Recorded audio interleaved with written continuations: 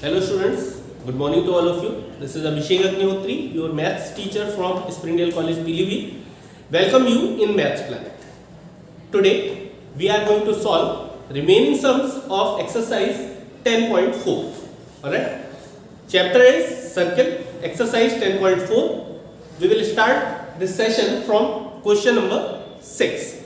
Here is a figure for question number 6. This is for 7 and here for 8.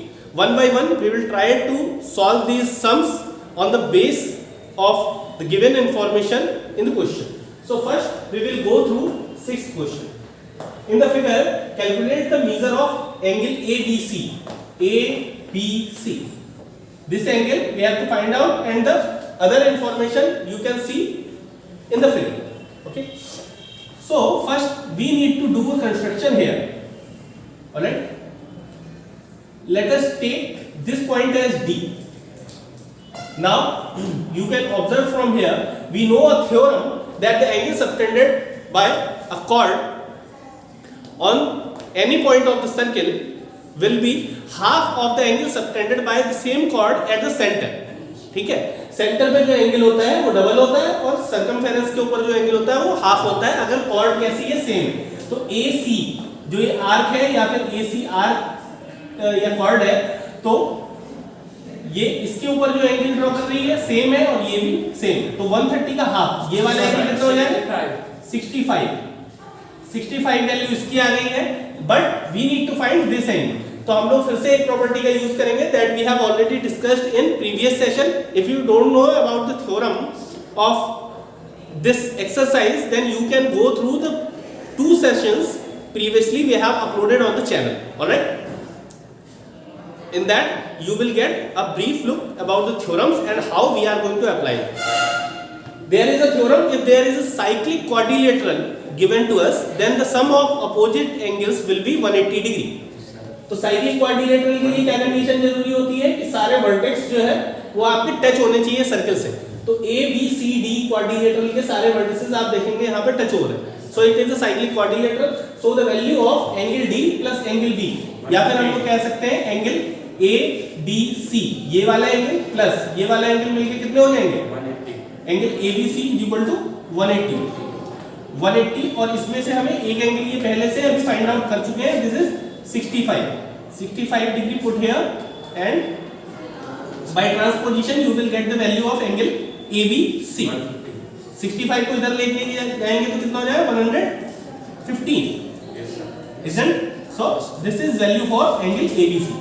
As simple as that. Alright? I don't think you will feel any difficulty if you have gone through the previous sessions which we have uploaded. अगर आपको किसी भी तरह की difficulty लगती है तो आप लोग previous sessions को एक बार देख सकते हैं, उससे आपके लिए easy हो जाएगा. Now move to next question, question number 7. Information is given here. In figure, O and O dash are the centers of 2 circles. इसका सेंटर O है और इसका सेंटर है O dash. Intersecting at B and C. ये दोनों circle जो है एक दूसरे को B और C पॉइंट पे कट कर रहे हैं. इसी तरह से आगे दे रखा है ACD is a straight line. Find the value of x. ACD यहाँ पे क्या है, स्ट्रेट लाइन. ये कहीं ना कहीं हम लोगों को अभी हेल्प करेगी आगे. ठीक, हम लोग का एंगल x की वैल्यू फाइंड आउट करनी. तो एक काम करते हैं, by doing the construction of common chord BC को हम लोग ज्वाइन कर लेते हैं. तो कॉर्ड BC इस वाले सर्कल का भी पार्ट है और इस वाले सर्कल का भी पार्ट है. अब देखते हैं 130 ये है, तो AB आर्क 130 एंगल यहाँ सेंटर पे बना रही है. तो ये जो सर्कमफेरेंस वाला एंगल है 65. ये कितना हो जाएगा 65 हो जाएगा. By applying the theorem, the angle subtended on any part of the circle will be half of the angle subtended by the same chord on the center of circle. Alright? So this is 65. One thing is given here, ACD is the straight line. तो straight line में ये वाला angle और ये वाला angle मिलके कितना बनेगा 180 डिग्री. तो 180 डिग्री 65 जब ये हो गया तो ये रिमेनिंग पार्ट 115. ठीक है, ये 115 हो गया. अब इसी तरह से आप एक कंस्ट्रक्शन यहाँ भी कर सकते हैं. जब ये कंस्ट्रक्शन करेंगे इसे पॉइंट मान लेते हैं P. तो अब आप क्वाड्रिलेटरल BPDC देखेंगे तो ये इधर बड़े वाले लार्जर सर्किल के अंदर एक साइक्लिक क्वाड्रिलेटरल है. तो साइक्लिक क्वाड्रिलेटरल में ये वाला 115, तो रिमेनिंग क्या होगा 65, because both the angle will comprising of 180 degree. Alright, तो इसकी वैल्यू आ जाएगी एंगल इसकी वैल्यू अब हम लोगों को 65 मिल चुकी है, लेकिन हमें इस क्वेश्चन में इसकी वैल्यू फाइंड आउट नहीं करनी थी, x की वैल्यू फाइंड आउट करनी थी। तो ये सर्कमफेरेंस पे एंगल है, तो इसका डबल हो जाएगा सेंटर पे एंगल, तो सेंटर वाला हो जाएगा 130। इस तरह से आप लोग कैलकुलेट कर सकते हैं 130। जो भी थ्योरम की लैंग्वेज है या जो भी आप क्वेश्चन में लिखेंगे, that you can write it by yourself. Okay, तो मेथड ही डिस्कस करेंगे इस सेशन में हम लोग, क्योंकि इससे ज्यादा से ज्यादा क्वेश्चन आपके कवर हो सकते हैं और आप लोग देख सकते हैं कुछ भी नया नहीं है, सेम 2 थ्योरम जो है वही अप्लाई हो रहे हैं इस एक्सरसाइज में। ठीक है, तो नेक्स्ट बढ़ते हैं हम लोग नेक्स्ट क्वेश्चन की तरफ। क्वेश्चन नंबर 8, इंफॉर्मेशन देख लेते हैं क्या क्या गिवन है। In figure O is the centre, okay, of the circle and PQ is diameter. ये PQ जो है ये डायमीटर है। ठीक, आगे दे रखा है ROS इज 40 डिग्री, ये वाला एंगल ROS, ये वाला एंगल 40 डिग्री दे रखा है। We have to find out angle RTS, ये वाला एंगल फाइंड आउट करना है। ठीक, तो देखते हैं किस तरह से कर सकते हैं। हम लोगों ने एक थ्योरम पढ़ी है, the angle subtended by the semi circle on any part of the circle will be 90 degree. Very good. तो ये हमारा PQ डायमीटर दे रखा है, और आप लोग एक चीज मान के चलें, क्वेश्चन में एक एक वर्ड जो भी दे रखा है उसका कहीं ना कहीं यूज जरूर होने वाला है। और आपको पता है डायमीटर से रिलेटेड इस एक्सरसाइज में सिर्फ एक ही थ्योरम है कि डायमीटर हमेशा 90 डिग्री का एंगल सबटेंड करती है। तो ये वाला एंगल कितना हो गया PRQ 90 डिग्री। PRQ जब 90 डिग्री हो गया, and we also know PRT is a straight line, it is also given in the question. PRT is straight line, तो स्ट्रेट लाइन है तो ये और ये मिलके कितने बनेंगे 180। जब ये 90 हो गया तो TRQ कितना हो गया 90। TRQ भी 90 हो गया। अच्छा, अब इसमें आते हैं, आप देखेंगे यहां पे ये RS जो आर्क है, RS से ही तो ये वाला एंगल बन रहा है 40 वाला। Yes sir. अब फिर से देखिए RS से ही ये वाला एंगल बन रहा है, ये वाला। ठीक है, तो ये एंगल हम लोग का कितना हो जाएगा, ये 40 है, ये सेंटर पे बन रहा है, ये सर्कमफेरेंस पे बन रहा है, तो ये कितना होगा 20 डिग्री, हाफ हो जाएगा। तो हम लोग का ये वाला एंगल आ चुका है, एंगल का नाम है RQT। ये हो गया 20 degree, half of the angle subtended on the circle. दो चीजें आ गई हैं। Now we will observe the triangle QRT। इस वाले ट्रायंगल को देखें आप, तीनों एंगल्स का सम कितना होता है 180 degree by angle sum property of triangle. Triangle ये कहता है कि तीनों एंगल्स का सम 180 डिग्री होना चाहिए, जिसमें से ये हम लोगों ने अभी 90 डिग्री पता किया है, ये वाला अभी फाइंड आउट किया है 20 डिग्री, तो ये दोनों मिलके हो गए 110 डिग्री। 110 डिग्री, रिमेनिंग एक एंगल बचा है, तो हम लोगों का QTR जो एंगल है, जो हम लोगों को ये या फिर RTQ जो एंगल फाइंड आउट करना था, उसकी वैल्यू 70 डिग्री आ गई। So this is how you can calculate the value of angle RTQ. So I hope you are able to understand the method. If you find any difficulty in this method, then put it in comment box. We will try to resolve it. Now move to next question. Question number 9, 10 and 11. So students, here are question 9, 10 and 11 figures on your screen. These are given in your book. You can observe from there also, and let us go through the information given in question. Ninth question is, in the figure find PQB, angle PQB. P is here, Q is here and B is here. So PQB ये वाला angle हम लोगों को find out करना है, and where O is the center, O centre दे रखा है, बस और कुछ नहीं दे रखा है। ये एंगल 30 डिग्री दे रखा है, तो कैसे फाइंड आउट करेंगे देखते हैं। ये दे रखा है हम लोगों को क्या, डायमीटर।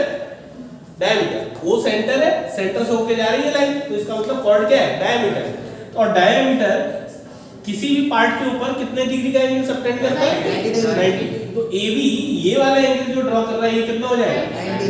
तो AP भी यहां से क्या आ गया 90 डिग्री, AP भी 90 डिग्री। और दूसरा एंगल PBA, ये कितना दे रखा है, PVA 30 दे रखा है। एंगल सम प्रॉपर्टी पे आ जाते हैं।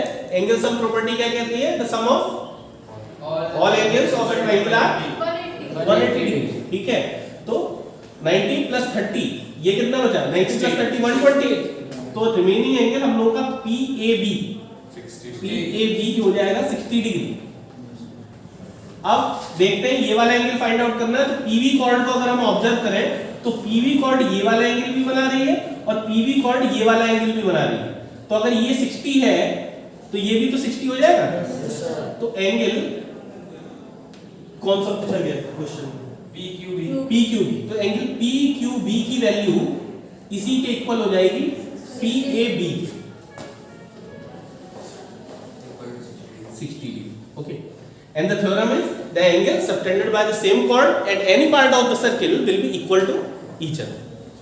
अगर एक सेंटर पे है और एक सर्कमफेरेंस पे तो हाफ और डबल का रिलेशन होगा, और अगर सारे सर्कमफेरेंस पे है और सेम कॉर्ड है तो आपका क्या हो जाएगा, सारे एंगल इक्वल होंगे। तो इस तरह से ये वैल्यू 60 डिग्री आ गई। Now let us go through 10th question. AB is diameter, AB is here, its diameter as same as in previous question। PAB 40 degree दे रखा है एंड फाइंड आउट करना है PCA ये फाइंड आउट करना है, ठीक है। तो देखते हैं क्या कर सकते हैं, आप लोग बताइए, क्योंकि जब डायमीटर दे रखा है तो किसी ना किसी पर्पस से ही दे रखा हो। तो डायमीटर का यूज किसके लिए करते हैं, 90 डिग्री फाइंड आउट करने के लिए। तो ये डायमीटर है, ये 90 डिग्री हो गया। एंगल का नाम है APB इक्वल टू 90 डिग्री। इसकी जो थ्योरम है ब्रैकेट में आप लोग लिख सकते हैं, ठीक। स्टेटमेंट बुक में गिवन है सभी जगह पे। ये 90, ये एंगल दे रखा है PAB इक्वल टू 40 डिग्री। दोनों मिलके कितने हो गए, 130। तो रिमेनिंग पार्ट ये वाला इस ट्रायंगल के अंदर ये क्या हो जाएगा, 50 degree. Angle PBA equal to 50 degree by angle sum property, ठीक है। एंगल सम प्रॉपर्टी होती है। तो अब आप लोग फिर से वही चीज देख सकते हैं, AP कॉर्ड ये वाला एंगल भी ड्रॉ कर रही है और AP कॉर्ड ये वाला एंगल भी ड्रॉ कर रही है। तो ये एंगल इसके इक्वल हो जाएगा। तो एंगल PCA की वैल्यू सेम हो जाएगी। PCA is equal to 60 degree 50 degree. अच्छा जग रहा है सारे लोग, ठीक है। 50 degree, so value is 50 degree. It's the final answer for question number 10. Should we move towards next question? Yes, sir. Okay. Question is, figure आप लोग यहाँ देख सकते हैं। In 11th question, angle BCD, find angle BCD है कहाँ पे? BCD, ये वाला complete angle find out करना है। Where ABCD is a cyclic quadrilateral, देख ही सकते हैं आप लोग। उसके आगे दे रखा है whose diagonals intersect at P। तो P पॉइंट पे जो इंटरसेक्ट कर रही है दो कॉर्ड, वो क्या है, डायगोनल्स है, ठीक है। तो उसका देखते हैं कहां पे यूज करना होगा आगे चलके। And DBC equal to 60 degree, ये दिख रहा है DBC 60 डिग्री। इसी तरह से BAC ये वाला एंगल 40 डिग्री दे रखा है। तो हम लोगों को पता चल चुका है कि क्या क्या इंफॉर्मेशन गिवन है और क्या क्या फाइंड आउट करना है। ये वाला एंगल फाइंड आउट करना है। तो भाई साइक्लिक क्वाड्रिलेटरल दिया है, तो इसका मतलब अपोजिट एंगल वाली प्रॉपर्टी शायद यूज हो।